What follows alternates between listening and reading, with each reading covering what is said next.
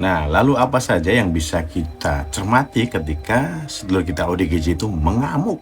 Apa yang perlu kita lakukan? Ayo, ikuti terus video ini.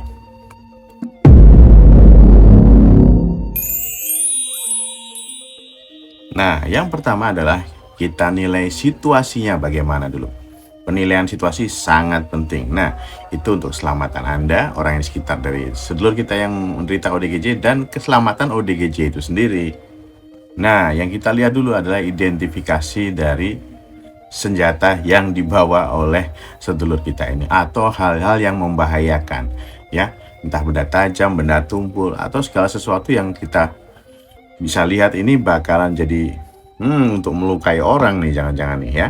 Dan perlu kita evaluasi juga lingkungannya bagaimana ya.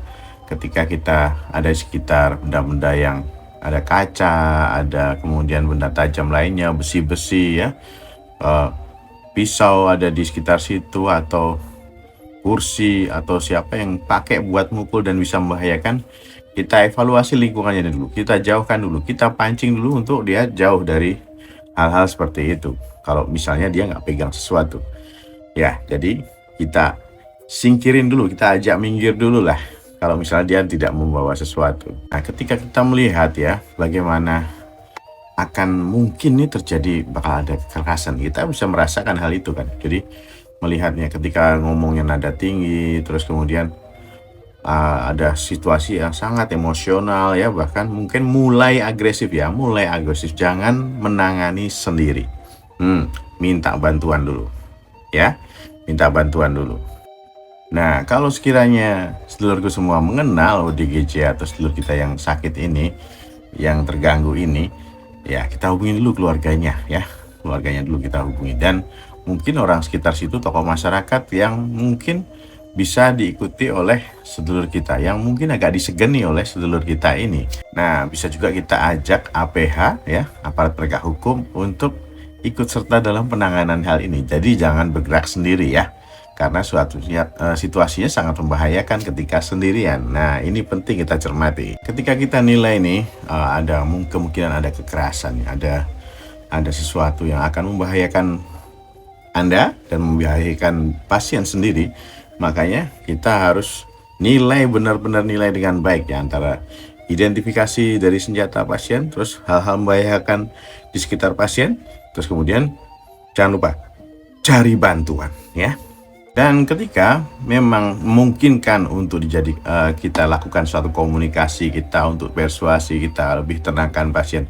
Jika memungkinkan, ketika situasi itu kita nilai kita masih bisa untuk ngajak ngobrol ya, kita ajak untuk ayo mas tenangin dulu. Nah, kita juga harus tenang dulu sebelum ngajak dia ngobrol ya. Sebelum itu kita harus tenang dulu nih.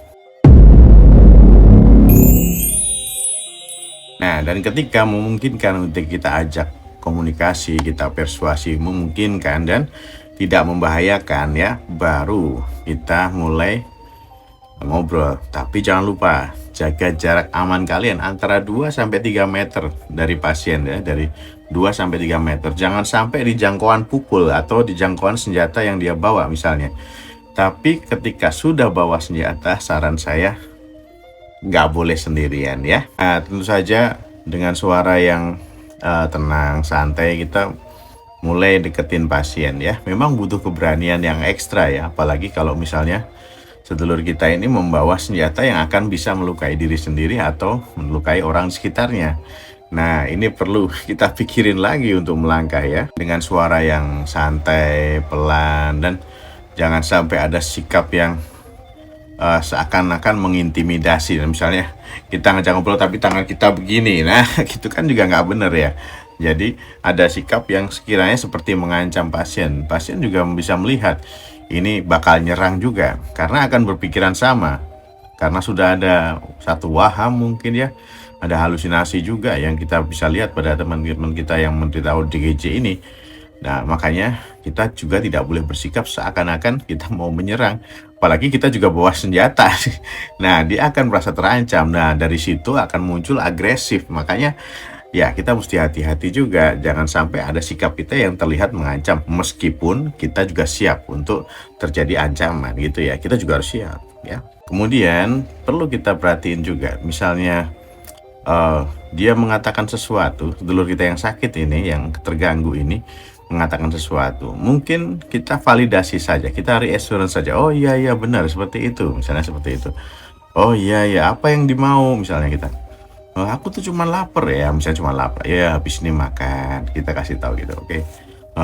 Terus kita tanya dengan tenang, "Ada apa?" Gitu kan, "Apa yang bisa dibantu?" Ya seperti itu. Seperti halnya kita bersikap pada orang yang sedang susah ya, sedang kesusahan, atau jadi kita memberikan eee, validasi, juga memberikan sesuatu yang empati tentang sedulur kita ini, makanya dia akan merasa lebih terperhatikan. Nah, dan ketika sedulur kita ini memang tidak bisa nih kita kasih validasi, reassurance, kita nggak bisa, ya mau nggak mau, ya kita harus lakukan pengendalian fisik atau kita restrain ya, mungkin kita tidak boleh sendiri dalam hal ini, yaitu mungkin dilakukan oleh beberapa orang ya. Setelah kita persuasi nggak bisa, dilakukan beberapa orang karena mungkin dia bawa senjata ya, bawa sesuatu yang membahayakan dirinya atau membahayakan orang lain. Jadi harus 4 atau 5 orang untuk ya setidaknya mengantisipasi lah kondisi ini. Dan ketika dilakukan oleh beberapa orang dewasa dalam hal ini ya seperti mengeroyok ya, apa boleh buat ya. Ya, mau nggak mau ya sudah, kita pegang pasien ini ya. Kita singkirkan dulu senjata tajamnya ya, itu mungkin ada butuh teknik tertentu ya untuk setidaknya membekap menggunakan kain, atau ada cara standar yang nanti akan kita bahas lebih lanjut ya. Jadi kita mau nggak mau harus ya banyak orang, terus kemudian kita pegang. Kita pegangnya juga fokus pada sendi besar kayak bahu, lutut seperti itu, untuk membatasi ruang gerak dari sedulur kita yang menderita gangguan jiwa ini. Dan ketika kita fokus pada sendi-sendi besar ya, tapi jangan lupa ya, kita tetap jangan sampai di area tertentu yang membahayakan nyawa ya, membahayakan nyawa. Kemudian sambil sambil jangan sampai melukai, intinya itu ya.